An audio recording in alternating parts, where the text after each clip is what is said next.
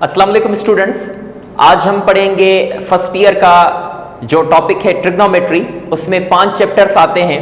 तो आज हम ट्रिग्नोमेट्री से स्टार्ट कर रहे हैं और ट्रिग्नोमेट्री के जो बेसिक कॉन्सेप्ट्स और बेसिक टर्मिनोलॉजीज हैं वो आज हम डिस्कस करेंगे। तो स्टार्ट करते हैं ट्रिग्नोमेट्री से। ट्रिग्नोमेट्री क्या है कि ट्राई मीन्स व्हाट? 3। गोनो मीन्स एंगल्स एंड मेट्री जो कि बेसिक वर्ड है मेट्रॉन, जिसकी मीनिंग है क्या? मेजरमेंट। तो हम ये कह सकते हैं it is the study of measurement of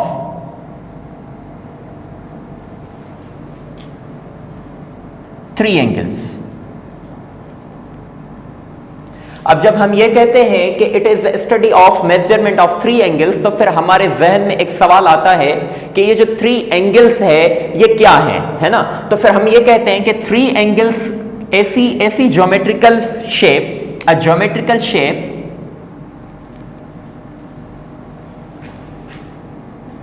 having 3 sides and 3 angles is called triangle। तो फिर हम कहते हैं ऐसी ज्योमेट्रिकल शेप या फिर ऐसी ज्योमेट्रिकल फिगर जिसमें 3 साइड्स और 3 एंगल्स होती हैं उसे हम क्या कहते हैं? ट्रायंगल कहते हैं। तो फिर हम डेफिनेशन को और भी अच्छा बना सकते हैं। हम ये भी कह सकते हैं it is the study of measurement of 3 angles के बजाय अगर हम ये लिखना चाहें it is the study of measurement of triangles. कि ट्रायंगल्स की अगर हम स्टडी करें तो उसे हम क्या कहते हैं? ट्रिग्नोमेट्री कहते हैं। अब ट्रायंगल की जब स्टडी करेंगे तो ट्रायंगल के लिए हमारे पास हम देखेंगे कि ट्रायंगल क्या है। तो ट्रायंगल की डेफिनेशन हमने पहले ही लिखी है कि a geometrical shape having 3 sides and 3 angles is called triangle. लेकिन ट्रायंगल को हम कैटेगराइज करते हैं 2 वेज से। एक है अकॉर्डिंग टू साइड्स और है दूसरा अकॉर्डिंग टू एंगल्स। जब हम ट्रायंगल को कैटेगराइज करेंगे 2 वेज से कि according two sides and according two angles, तो फिर हम ये कहेंगे कि पहले हमें ये पता होना चाहिए कि ये एंगल क्या है। तो पहले हम क्या करेंगे? एंगल की डेफिनेशन लिखेंगे। यहां पर थोड़ा सा कैमरा को घुमाइएगा। हम लिखेंगे क्या? एंगल। कि बेसिकली ये एंगल होती क्या है। तो हम क्या कहेंगे? द यूनियन ऑफ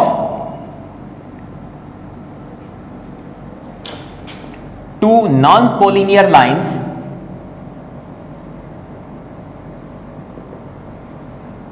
या collinear rays having common end point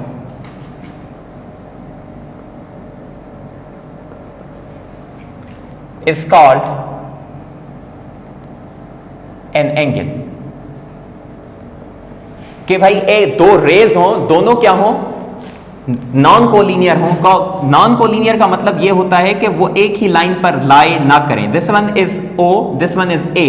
तो ये एक रे बनती है जिसका नाम है OA, और एक और रे में यहां पर बना देता हूं OB।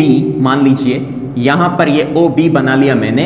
तो फिर ये जो 2 रेज हैं ये अभी कोई भी एंगल नहीं बना रहे। क्यों? क्योंकि ये नॉन कोलिनियर तो हैं लेकिन इनका यूनियन नहीं हो रहा, ये यूनाइट नहीं हो रहे हैं। मान लीजिए इस रे को अगर मैं यहां से स्टार्ट करता हूं जिस पॉइंट से A स्टार्ट हुआ है, तो फिर ये OA जो OB है ये इस तरीके से A से आ जाएगी।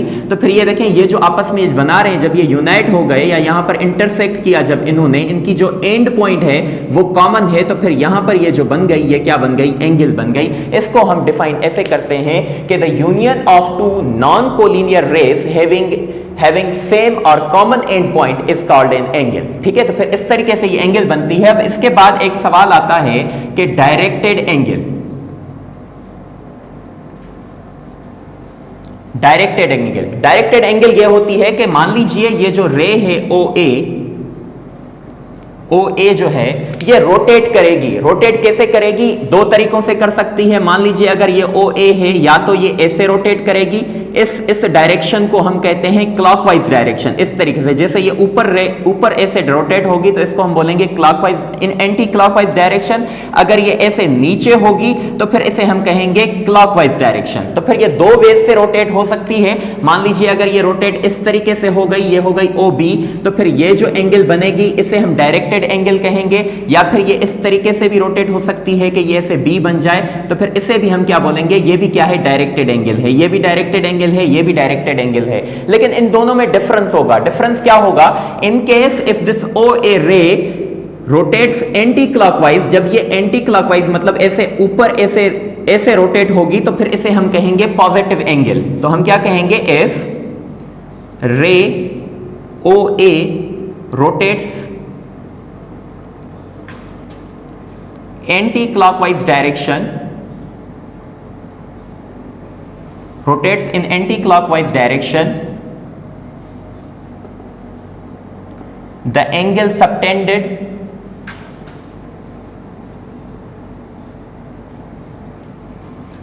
called positive angle। ये बहुत इंपॉर्टेंट पॉइंट है, is called positive angle. If the रे OA rotates in clockwise direction,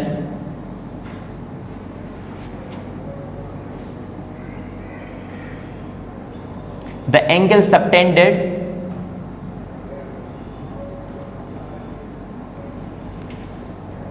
is called negative angle। तो अभी तक जो हमने डिस्कस किया है वो एंगल के बारे में किया कि एंगल क्या होती है। उसके बाद हमने डायरेक्टेड एंगल बताया कि डायरेक्टेड एंगल ऐसा होती है कि जब ओ ए रे जो है वो या तो क्लॉकवाइज डायरेक्शन में मूव होगी या फिर एंटी क्लॉकवाइज डायरेक्शन में मूव होगी। जब वो एंटी क्लॉकवाइज डायरेक्शन में से ऊपर मूव होगी तो वो क्या बनाएगी? पॉजिटिव एंगल बनाएगी। और जब ये क्लॉकवाइज डायरेक्शन में घूमेगी तो ये क्या बनाएगी? ये बनाएगी नेगेटिव एंगल। ठीक है जी। उसके बाद काइंड्स ऑफ एंगल्स की जब हम बात करते हैं, उसके बाद आते हैं kinds of angles.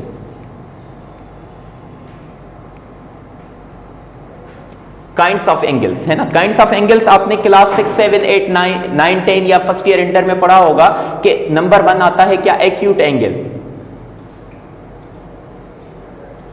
Acute angle आपको भी मालूम होगा, लेकिन ये हम बिल्कुल बेसिक टर्मिनोलॉजीज हम जब ट्रिग्नोमेट्री की डिफाइन कर रहे हैं तो वो इसलिए हम ये सारी चीजें हम आज डिस्कस कर लेंगे। तो एक्यूट एंगल क्या होती है? An angle whose measurement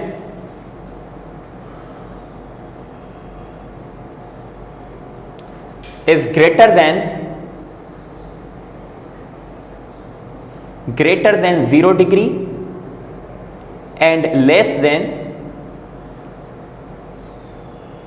90 degree. ऐसी एंगल जो 0 से बड़ी हो लेकिन 90 से छोटी हो। या फिर ऐसा भी हम कह सकते हैं an angle whose measurement is 0 is less than theta is less than 90 degree. Means this angle lies between 0 degree to 90 degree. ना ही वो 0 होगी ना ही वो 90 होगी, लेकिन इनके बीच में जो एंगल बनेगी उसको हम नाम क्या देंगे? Acute angle. उसके बाद फिर आता है क्या? Obtuse angle number 2।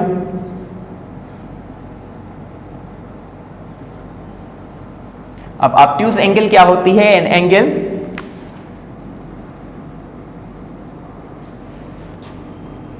whose measurement is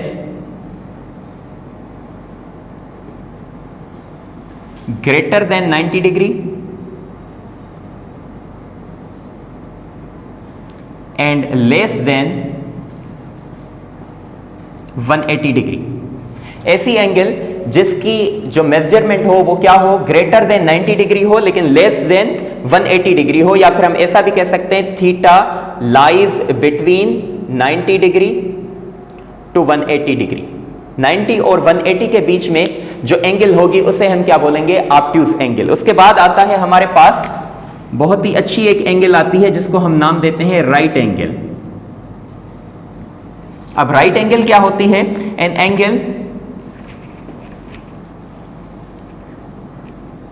angle whose measurement is equal to 90 degree. An angle whose measurement is equal to 90 degree, मतलब वो बिल्कुल 90 डिग्री के बराबर हो तो उसे हम क्या बोलते हैं? राइट एंगल बोलते हैं। ठीक है जी। उसके बाद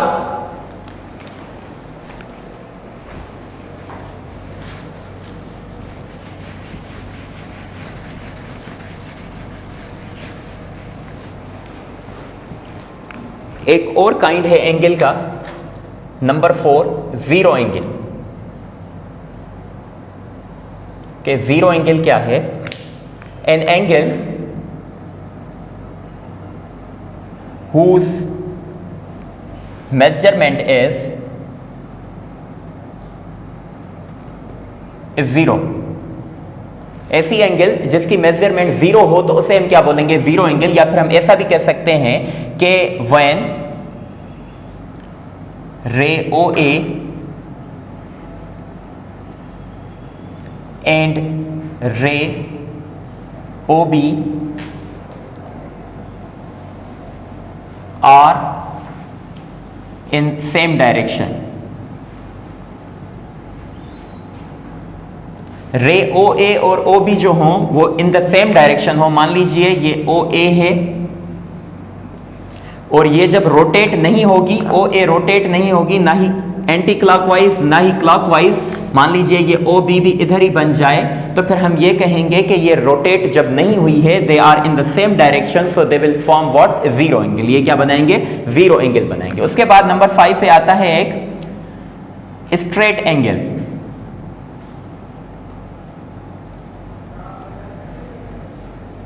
स्ट्रेट एंगल, एन एंगल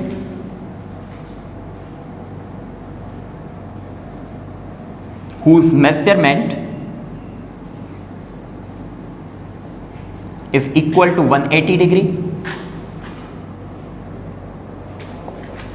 ऐसी एंगल जिसकी मेजरमेंट 180 डिग्री हो तो फिर उसे हम क्या कहेंगे? Straight angle. या फिर इसकी एक और डेफिनेशन ये भी बनती है, when or we say that if OA and ray OB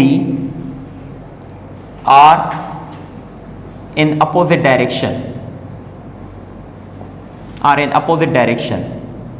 जब ये अपोजिट डायरेक्शन में होंगी तो फिर ये कौन सी एंगल बनाएंगी? ये स्ट्रेट एंगल बनाएंगी। मान लीजिए ये O है, ये A है और ये रोटेट हुई या तो फिर इस डायरेक्शन में या फिर क्लॉकवाइज डायरेक्शन में, लेकिन ये मूव होकर बिल्कुल इस तरीके से आ गई OB, तो फिर ये जो एंगल बनाएंगी, ये एंगल क्या बनाएंगी? 180 डिग्री बनाएंगी। इसको हम नाम देते हैं क्या?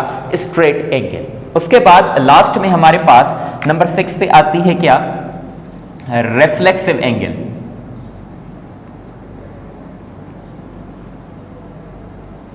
रिफ्लेक्सिव एंगल, एन एंगल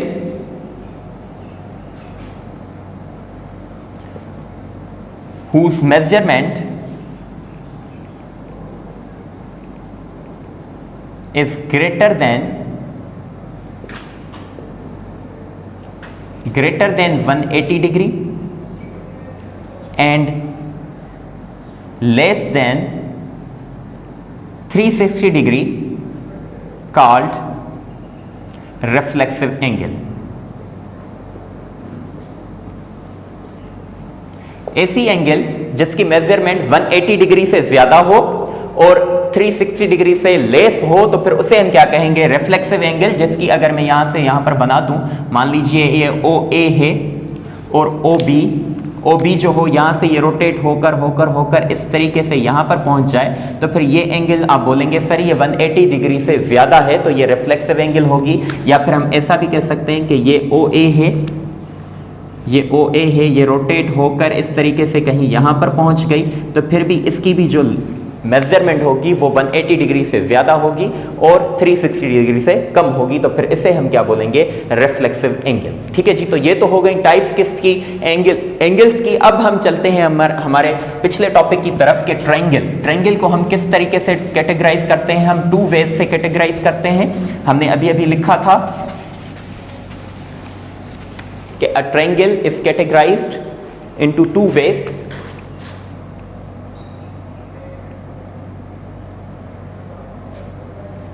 एक किया था हमने अकॉर्डिंग टू साइड्स,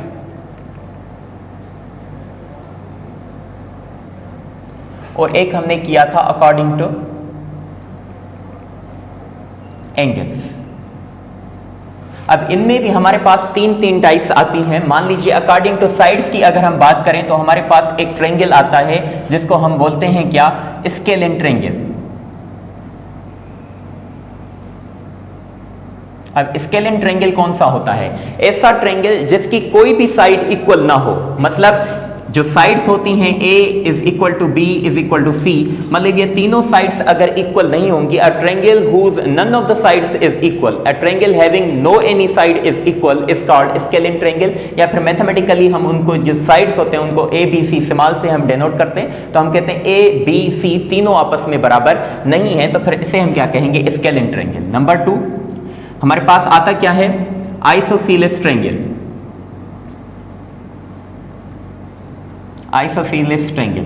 अब आइसोसेलेस ट्रायंगल क्या होता है, a triangle whose any of the two sides is equal, कोई भी दो साइड्स उसकी इक्वल होंगी तो फिर उसे हम क्या कहेंगे, आइसोसेलेस ट्रायंगल कहेंगे। हम ऐसा भी लिख सकते हैं A is equal to B, B is not equal to C, है ना, कि दो साइड्स A और B तो बराबर हैं लेकिन C इनके इक्वल नहीं है, तो फिर इसे हम क्या कहेंगे, आइसोसेलेस ट्रायंगल। नंबर 3 हमारे पास आता है इक्विलैटरल ट्रायंगल।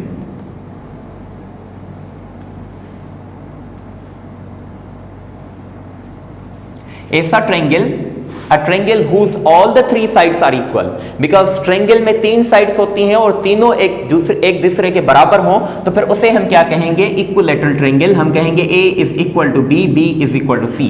इसमें एक और चीज खास होती है कि इक्विलैटरल ट्रायंगल जो होता है उसमें ना सिर्फ तीनों साइड्स बराबर होती हैं लेकिन उनकी तीनों एंगल्स भी आपस में क्या होती हैं, बराबर होती हैं। तो हम कहेंगे alpha is equal to beta, beta is equal to gamma, and they are equal to what, 60 degree, क्योंकि हर एक जो एंगल होगी इक्विलैटरल ट्रायंगल की, उसकी जो मेजरमेंट होगी हर एक एंगल की, वो किसके बराबर होगी, 60 के बराबर होगी। और तीनों की जब 60 के बराबर होगी और तीनों को जब हम ऐड करेंगे तो हमारे पास मैथमेटिकली आ जाएगा alpha plus beta plus gamma is equal to 180 degree. ये हमारे पास एक बहुत अच्छा सा फार्मूला प्रोड्यूस हो जाता है। ये इसको हम इंग्लिश में अगर लिखें तो ऐसे लिख सकते हैं, sum of all the three angles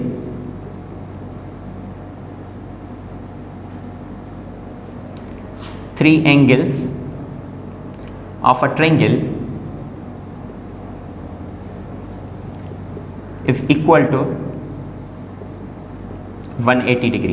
ये ना सिर्फ इक्विलैटरल ट्रायंगल के लिए है लेकिन ये सब ट्रायंगल्स के लिए ये फार्मूला है कि alpha plus beta plus gamma is equal to 180 degree. या फिर हम ऐसा भी कह सकते हैं कि sum of all the three angles of any triangle is equal to 180 degree. उसके बाद हमारे पास हम कैटेगराइज करते हैं अकॉर्डिंग टू एंगल्स, कि भाई एंगल्स के साथ कैटेगराइज करें तो हमारे पास एक ट्रायंगल आता है जिसको हम नाम देते हैं एक्यूट ट्रायंगल।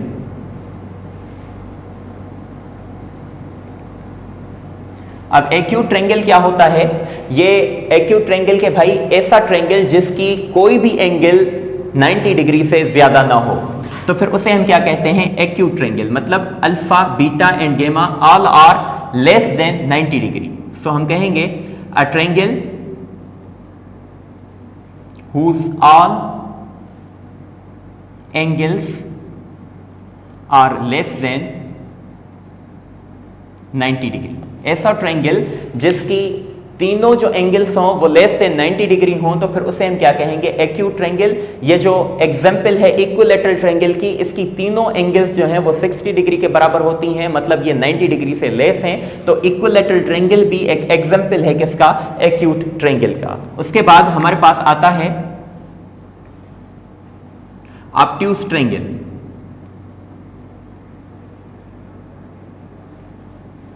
ऑब्ट्यूज ट्रायंगल के लिए हम कहते हैं a triangle whose any one side, a triangle whose any one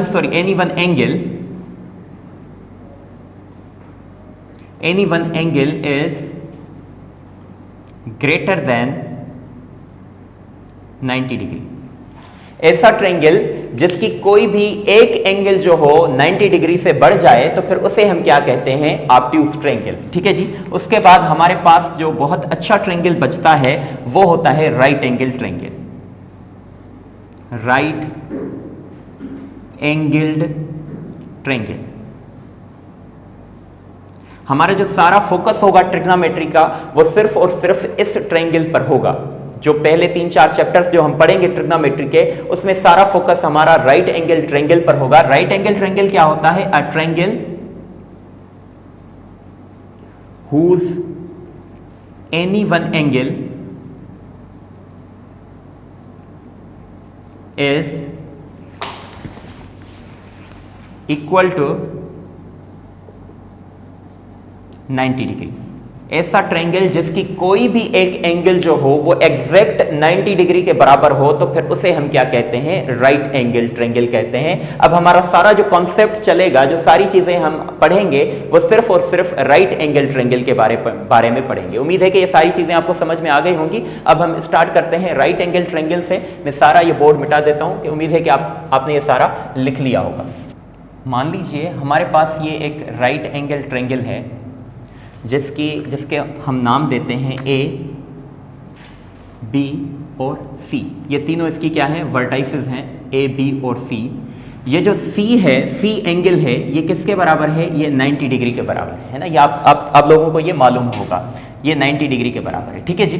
तो जो 90 डिग्री के अपोजिट साइड होती है उसे हम नाम देते हैं हाइपोटेन्यूज। तो हम ऐसा लिख सकते हैं, opposite side of right angle, या फिर ऐसा भी लिख सकते हैं, opposite side of 90 degree is called hypotenuse. उसे हम क्या कहेंगे? हाइपोटेन्यूज कहेंगे। उसके बाद बात आती है किस चीज की, कि एंगल आप कौन सी उठाते हैं। एक एंगल ये भी बचती है, एक एंगल 90 डिग्री तो हो गई, फिक्स्ड है, और जो 90 डिग्री के अपोजिट साइड होगी, याद रखिएगा, उसको हम हाइपोटेन्यूज कहते हैं। बाकी दो एंगल्स बचती हैं, एक ये वाली और एक ये वाली। मान लीजिए इसको हम उठाते हैं, हम कहते हैं ये थीटा है, तो फिर थीटा जो है वो हम मेजर कर रहे हैं, ये हम मेजर कर रहे हैं एंगल, तो इसकी जो अपोजिट साइड होगी उसे हम नाम देंगे परपेंडिकुलर। क्या बोलेंगे? परपेंडिकुलर। तो हम ये भी कह सकते हैं the opposite side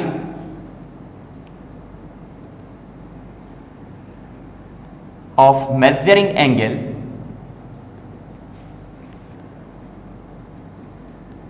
is called perpendicular। उसे हम नाम क्या देंगे? परपेंडिकुलर। जो एंगल हम मेजर कर रहे हैं उसकी जो अपोजिट साइड होगी, याद रखिएगा, उसको हम क्या बोलेंगे? परपेंडिकुलर बोलेंगे। और जो रिमेनिंग साइड बच जाती है उसको हम बेस बोलेंगे। अब बेस की डेफिनेशन ये भी होती है कि भाई दो साइड्स तो फिक्स हो गई, एक हो गई परपेंडिकुलर, एक हो गई हाइपोटेन्यूज। जो बचेगी जाहिर सी बात है वो बेस होगी। या फिर इसकी एक और डेफिनेशन है कि भाई ये जो मेजरिंग एंगल है उसकी जो एडजेसेंट साइड है उसे हम क्या कहेंगे? बेस कहेंगे। लेकिन इसकी भी एडजेसेंट साइड्स जो हैं वो दो हैं, एक है ये वाली और एक है ये वाली। लेकिन ये ऑलरेडी फिक्स है, ये क्या है? हाइपोटेन्यूज है। कैसे हाइपोटेन्यूज है? क्योंकि ये अपोजिट साइड ऑफ 90 डिग्री है, इसलिए ये क्या हो गई? हाइपोटेन्यूज हो गई। अब इसकी जो एडजेसेंट साइड्स दो तो हैं, लेकिन ये ऑलरेडी फिक्स है, बाकी ये बचती है, तो फिर इसे हम नाम क्या देते हैं? बेस देते हैं। तो फिर हम ये कहते हैं the adjacent side of measuring angle is called base. जो एडजेसेंट साइड है किसकी? मेजरिंग एंगल की, उसे हम क्या कहेंगे? बेस कहेंगे। मान लीजिए अगर हम यहां पर अगर हम उठाते हैं अल्फा, यहां पर ये एंगल अल्फा उठाते हैं, तो देखिएगा ये जो हाइपोटेन्यूज है ये तो चेंज नहीं होगा, क्योंकि हाइपोटेन्यूज की डेफिनेशन हमने सिंपल लिखी। हमने कहा the opposite side of right angle या the opposite side of 90 degree. जो 90 डिग्री के अपोजिट साइड है उसे हम क्या कहेंगे? हाइपोटेन्यूज कहेंगे। लेकिन इस परपेंडिकुलर और बेस में क्या हो जाएगी? वेरिएशन आ जाएगी, चेंज आ जाएगी। चेंज कैसे आएगी? कि अब हम ये थीटा नहीं ले रहे, अब हम क्या ले रहे हैं? अल्फा ले रहे हैं। इन केस अगर हम अल्फा लेंगे तो उसकी जो अपोजिट साइड होगी, मतलब मेजरिंग एंगल अब हमारे पास क्या है? अल्फा है, तो फिर जो इसकी अपोजिट साइड है उसे हम क्या बोलेंगे? परपेंडिकुलर बोलेंगे। तो ये अब जब अल्फा लेंगे तो ये परपेंडिकुलर हो जाएगा और फिर ये क्या बन जाएगा? ये आपका बेस बन जाएगा। तो बेस और परपेंडिकुलर तो वेरी करेंगे, वो चेंज हो सकते हैं, लेकिन हाइपोटेन्यूज चेंज नहीं हो सकता। और ये बेस और परपेंडिकुलर चेंज भी इस तरीके से होंगे कि जो आप एंगल उठाएंगे, जो आप एंगल मेजर करना चाहेंगे, मान लीजिए अगर आप थीटा उठाते हैं तो परपेंडिकुलर आपका ये हो जाएगा और बेस ये हो जाएगा। इन केस अगर आप अल्फा उठाते हैं तो इसके सामने वाला परपेंडिकुलर होगा होगा और जो एडजेसेंट होगा वो क्या होगा, बेस होगा। तो यहां तक कहानी आपको राइट एंगल की समझ में आ गई होगी। अब यहां से कुछ मैथमेटिशियंस आए और मैथमेटिशियंस ने कुछ क्या किया, उन्होंने अपने कारनामे सर अंजाम दिए। मान लीजिए एक आया था पैथागोरस आया। पैथागोरस ने क्या कहा, उसने कहा कि एक काम कीजिए, ये जो हाइपोटेन्यूज है इसका आप स्क्वायर कीजिए। हमने स्क्वायर किया, इन्होंने बोला ये बराबर होगा किसके, आप एक काम कीजिए इस परपेंडिकुलर और इस बेस का भी स्क्वायर कीजिए। हमने परपेंडिकुलर का भी स्क्वायर किया, हमने बेस का भी स्क्वायर किया। इन्होंने कहा राइट हैंड साइड पर ये जो है इन दोनों को आप ऐड कर दीजिए तो ये रिजल्ट इनकी क्या आएगी, इक्वल आएगी। मतलब परपेंडिकुलर वाली साइड, बेस वाली साइड, इन दोनों का स्क्वायर करके दोनों को क्या करें, ऐड करें, तो ये जवाब क्या मिलेगा आपको, ये जो हाइपोटेन्यूज वाली साइड है इसके स्क्वायर के बराबर आएगा। ये किसने कहा था, पैथागोरस ने कहा था, इसलिए इस थ्योरम को या इस फार्मूले को नाम दिया गया Pythagoras theorem.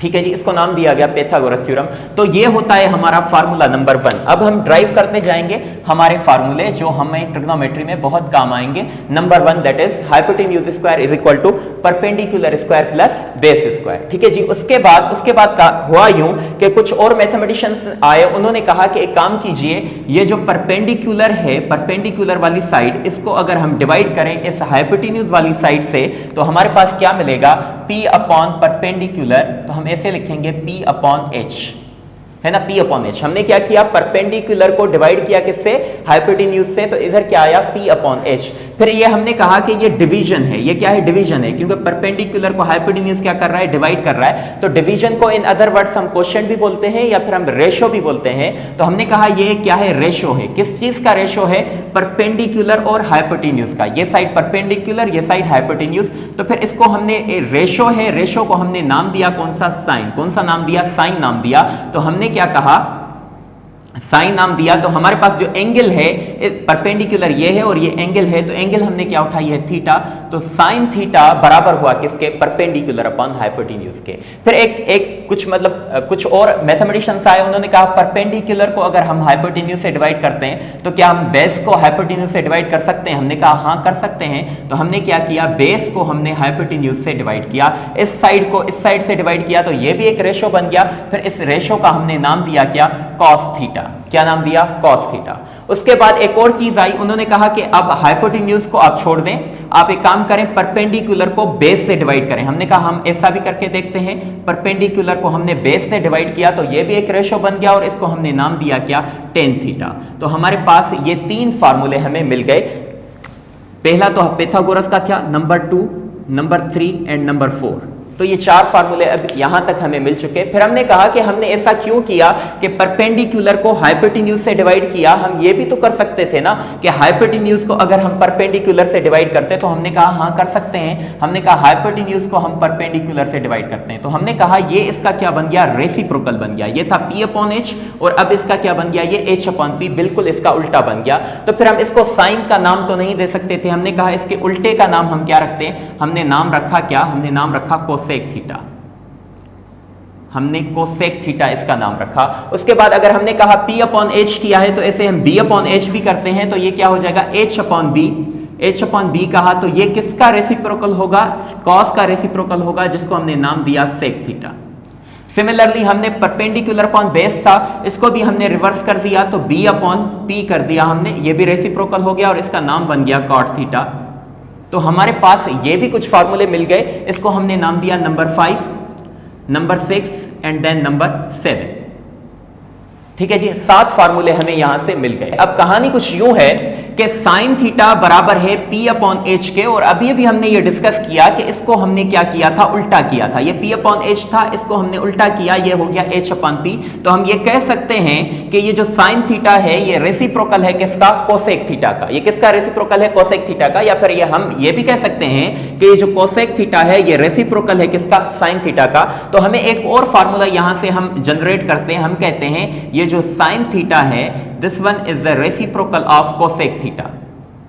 Sign theta is equal to 1 upon cosec theta. अगर हम ये कह सकते हैं तो हम ये भी कह सकते हैं कि cosec theta is equal to 1 upon sine theta. ये एक दूसरे के क्या है, रेसिप्रोकल है। ठीक है जी। ऐसे ही जैसे साइन थीटा और कोसेक थीटा रेसिप्रोकल है, सिमिलरली कॉस थीटा और सेक थीटा भी एक दूसरे के क्या हैं, रेसिप्रोकल हैं। तो हम ये कह सकते हैं कि cos theta is equal to 1 upon sec theta, या फिर हम ये भी कह सकते हैं कि sec theta is equal to 1 upon cos theta. Similarly sine, cosec, cos, sec, तो हमारे पास टेन और कॉट भी एक दूसरे के क्या होंगे, रेसिप्रोकल, क्योंकि टेन थीटा बराबर है पी अपॉन बी के और कॉट थीटा बराबर है बी अपॉन पी के। तो हम यहां पर ये लिखेंगे tan theta is equal to 1 upon cot theta, और कॉट थीटा हमारे पास बराबर है किसके, 1 अपॉन टेन थीटा के।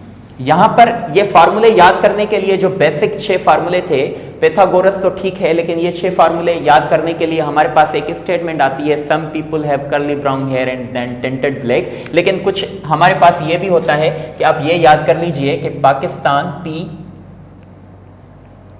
एफ ए, ये क्या लिखा हुआ है, पी बी पी, है ना, नजर आ रहा है सही तरीके से, यहां पर लिख लेता हूं मैं, पी बी पी, ठीक है। ये क्या लिखा हुआ है, पी बी पी। इसको हम ऐसा पढ़ते हैं कि पाकिस्तान, ये भूखा और ये क्या, प्यासा। हम इसको पढ़ते हैं पाकिस्तान भूखा प्यासा, ठीक है जी। और इसको हम पढ़ते हैं हिंदुस्तान हरा भरा, है ना। अब पेट्रियोटिक मत बनिएगा, पेट्रियोटिक बनेंगे तो फिर ये फार्मूले याद नहीं होंगे। अब थोड़ा सा मतलब थोड़ा वास्ट होकर सोचेंगे, पाकिस्तान भूखा प्यासा, हिंदुस्तान हरा भरा। तो हमारे पास ये जो रेशो है और ये रेशो है और ये रेशो है, तीनों रेशोज मिल जाते हैं। इसको हम बोलते हैं साइन थीटा, इसको हम बोलते हैं कॉस थीटा, इसको हम बोलते हैं टेन थीटा। तो ये होगा पाकिस्तान भूखा प्यासा, हिंदुस्तान हरा भरा, है ना। तो फिर ये रेशो जो बनेंगे ये होगा साइन थीटा, ये होगा कॉस थीटा, ये होगा टेन थीटा। ये तीनों रेशोज आपको याद हो जाएंगे। और फिर इनको अगर आप रिवर्स करेंगे, रेसिप्रोकल करेंगे, ये जैसे आप ऐसे लिखें, ऐसे नहीं लिखें कि भाई पाकिस्तान हरा भरा, हिंदुस्तान भूखा प्यासा, ऐसे नहीं। लेकिन पहले आप ये बोलें हिंदुस्तान हरा भरा और बाद में आप बोलें पाकिस्तान भूखा प्यासा। ये जो रेशो बन जाएगा, ये रेशो जो बन जाएगा, ये रेशो बनेगा, इसका बनेगा क्या, कोसेक थीटा, ये बनेगा सेक थीटा और ये बनेगा कॉट थीटा। तो इस तरीके से भी आप इन फार्मूलों को याद कर सकते हैं। ये 6 के 6 जो हैं, बाकी ये आपस में क्या है, एक दूसरे के रेसिप्रोकल हैं। तो ये 6 फार्मूले और भी मिल जाएंगे आपको। तो ये 7, इसको नाम देंगे 8, इसको नाम देंगे 9, इसको नाम देंगे 10, इसको नाम देंगे 11, इसको नाम देंगे 12, इसको नाम देंगे 13। तो 13 फार्मूले हमें अभी तक यहां तक मिल चुके हैं। अब हम यहां पर आगे चलते हैं, कुछ और फार्मूले हम ड्राइव करते हैं। हमारे पास जो पहला फार्मूला है वो ये लिखा हुआ है कि H square is equal to P square plus B square. जो पैथागोरस वाला फार्मूला है, H square is equal to P square plus B square. हम ये कहते हैं कि हम क्या करते हैं, ये जो H square is equal to P square plus B square है, तो हम करते हैं कि हम इसको एच स्क्वायर से डिवाइड करते हैं। हम कहते हैं एच स्क्वायर से सारी इक्वेशन को हम डिवाइड कर देते हैं, एच स्क्वायर से, इधर भी हम एच स्क्वायर से डिवाइड कर देते हैं। और फिर हम इसको थोड़ा बहुत सॉल्व करते हैं, तो ये एच स्क्वायर कैंसिल हो जाता है और यहां पर क्या बचता है, 1 बचता है। क्या बचता है, 1। और ये क्या है, P square upon H square, या हम इसको ऐसा भी लिख सकते हैं कि P upon H whole square. तो हम देखते हैं पी अपॉन एच, ये देखें P upon H whole square भी लिख सकते हैं, प्लस ये भी B square upon H square है, तो इसको भी हम ऐसा लिख सकते हैं B upon H whole square. अब P upon H whole square या पी अपॉन एच देखें कहां पर लिखा हुआ है, तो हमें यह दिखाई दे रहा है साफ साफ कि पी अपॉन एच किसके बराबर है, साइन थीटा के बराबर है। तो इसको हम रिप्लेस कर देते हैं किस चीज से, साइन थीटा से। लेकिन इस पे जब स्क्वायर है तो यहां पर भी हम स्क्वायर दे देते हैं, प्लस b अपॉन एच देखेंगे कहां पर लिखा हुआ है, तो b अपॉन एच ये लिखा हुआ है किसके बराबर है, कॉस थीटा के बराबर है। तो इसकी जगह पर हम कॉस थीटा लिखते हैं और इधर भी स्क्वायर है तो इधर भी हम स्क्वायर दे देते हैं। तो यहां से हमें एक और फार्मूला मिल जाता है जिसको हम कहते हैं sine square theta plus cos square theta equals to 1। इसको हम नाम देंगे कौन सा, यहां पर 13 हुआ तो इसको नाम देंगे 14। अब जब 14 है तो इसमें से ये ट्रिग्नोमेट्री के जो फार्मूले होते हैं, ये एक चीकी मट्टी होती है कि जिसको आप जिस तरीके से आप घुमाकर जो भी इसमें से बर्तन बनाना चाहें वो बन सकते हैं। तो इसमें से और भी फार्मूले बन सकते हैं, जैसा कि ये sine square theta plus cos square theta equals to 1 है। मान लीजिए इस कॉस स्क्वायर थीटा को मैं अगर राइट हैंड साइड पर इक्वल के राइट हैंड साइड पर ले जाता हूं तो फिर ये किस चीज का, यहां पर पॉजिटिव है, उधर जाएगा तो ये किस चीज का हो जाएगा, नेगेटिव का हो जाएगा। तो हम इसको ऐसे लिखेंगे sine square theta is equal to 1 minus cos square theta. या फिर हम ऐसा भी कर सकते हैं, कॉस स्क्वायर थीटा को उधर लाते हैं तो हम साइन स्क्वायर थीटा को उधर ले जाते हैं, तो साइन स्क्वायर थीटा जब उधर जाएगा तो फिर ये क्या बन जाएगा, cos square theta is equal to 1 minus sine square theta. तो ये भी एक हमारे पास फार्मूला मिल जाता है। तो इनके आप नाम दे दें, 14, ये होगा 50, ये होगा 60। सिमिलरली जैसे आपने क्या किया कि इस पाइथागोरस थ्योरम को h square is equal to P square plus B square, इसको आपने पहले किससे डिवाइड किया, h स्क्वायर से, तो इसको आप p स्क्वायर से भी डिवाइड कर सकते हैं। आपने लिखा h square is equal to P square plus B square, तो आप क्या कीजिए, इसको अब किससे डिवाइड कीजिए, पहले आपने h स्क्वायर को पूरी इक्वेशन से डिवाइड किया, अब आप p स्क्वायर से डिवाइड कीजिए। हमने p स्क्वायर से डिवाइड कर दिया, तो फिर यहां पर क्या बचा, h square upon p square. तो हम इसको ऐसा लिख सकते हैं कि ये h upon p whole square is equal to P square और पी स्क्वायर आपस में क्या हो जाएगा, कट जाएगा, जवाब क्या बचेगा 1, प्लस ये क्या है b square upon p square, तो इसको हम b अपॉन पी भी कर सकते हैं, b square upon p square. ठीक है जी।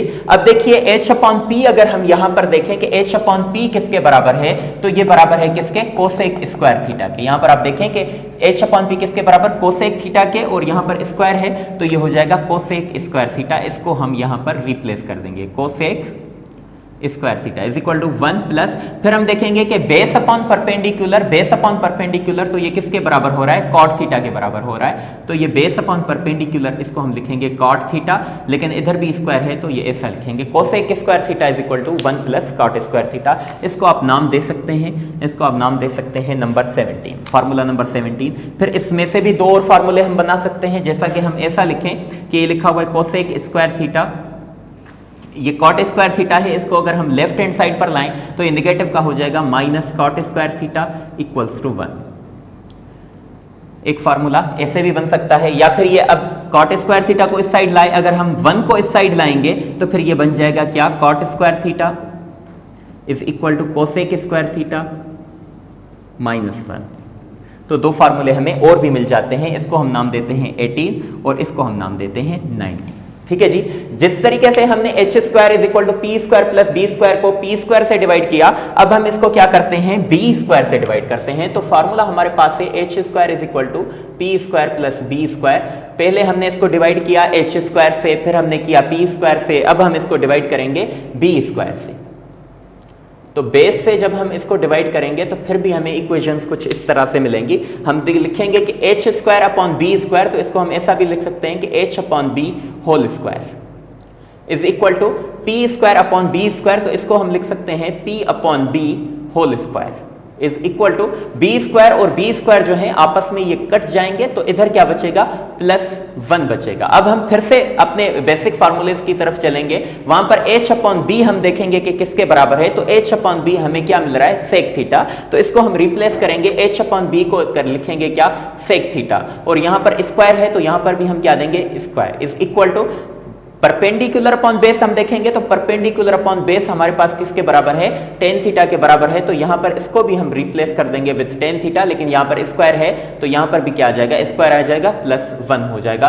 तो फिर एक और फार्मूला यहां से हमें मिल जाता है जिसका हम नाम रखते हैं फार्मूला नंबर 20। और इसमें से भी हम दो और फार्मूले बना सकते हैं, जैसा कि हम ऐसा लिखें, ये टेन स्क्वायर थीटा अगर लेफ्ट हैंड साइड पर लाएं तो फिर ये हो जाएगा sec square theta minus tan square theta equals to 1। इसको नाम देते हैं हम 21।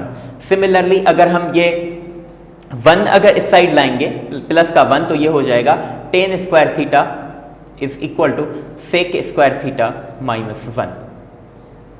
तो ये हमारे पास 22 फार्मूले हो चुके हैं। 22। अब यहां से ही दो और फार्मूले हम बना लेते हैं, क्योंकि ये हमें बहुत सारे काम आएंगे अभी क्योंकि हम 24 फार्मूले बनाएंगे। देखिए यहां पर एक चीज है कि हमने क्या किया कि साइड्स को डिवाइड किया, परपेंडिकुलर को हाइपोटेन्यूज से, परपेंडिकुलर को बेस से, कभी बेस को हाइपोटेन्यूज से, एंड सो ऑन। ठीक है। अब हम क्या करते हैं कि साइन थीटा, ये जो रेशो है ना साइन थीटा और ये जो कॉस थीटा, ये बेसिकली क्या है, रेशोज हैं, इनको हम डिवाइड करते हैं एक दूसरे से। मान लीजिए अगर हम डिवाइड करते हैं sine theta divided by cos theta, sine theta को जब हम कॉस थीटा से डिवाइड करते हैं तो हमारे पास देखते हैं कि रिजल्ट क्या मिलता है ना, sine theta divided by cos theta. तो तो हम देखते हैं कि साइन थीटा जो बराबर है, साइन थीटा बराबर है P अपॉन H के।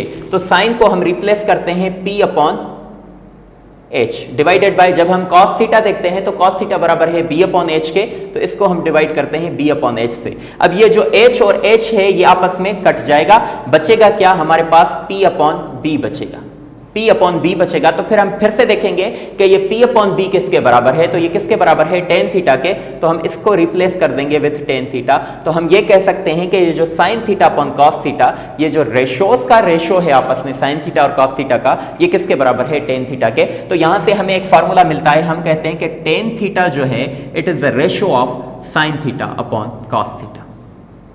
इस फार्मूले को नाम देते हैं हम 23, क्या देते हैं, 23। उसके बाद हम चलते हैं किस चीज की तरफ कि भाई अगर sine theta upon cos theta tan theta के बराबर है, तो हमने यहां पर कुछ चीज पढ़ी थी, हमने कहा था कि जो टेन थीटा है और कॉट थीटा है ये आपस में क्या है, रेसिप्रोकल है। मतलब अगर हम ये जो परपेंडिकुलर अपॉन बेस है इसको जब हम उल्टा करते हैं तो ये होता है बेस अपॉन परपेंडिकुलर और क्या बन जाता है, कॉट थीटा।